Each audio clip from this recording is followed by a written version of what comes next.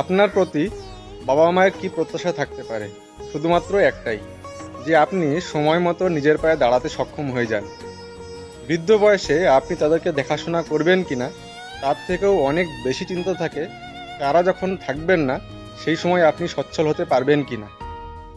আর বাবা মায়ের প্রতি আপনার কি প্রত্যাশা থাকতে পারে সেটা জানতে আজকে সবার প্রথম আপনি বাড়িতে গিয়ে বাবা মাকে খুব ভালো করে দেখে নিন।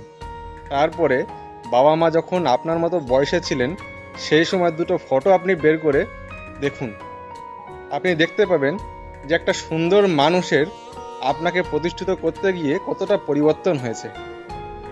এই দুরকম চিত্র আপনাকে ভালোভাবেই বলে দেবে যে বাবা মায়ের প্রতি আপনার কোনো প্রত্যাশা থাকাই উচিত না। কারণ তারা সারাটা জীবন আপনাকে দিয়েছেন, এর থেকে বেশি আপনি আর কি চান? বাবা মাকে নিঃস্বার্থ ভালোবাসুন, তাদেরকে যত্ন নিন।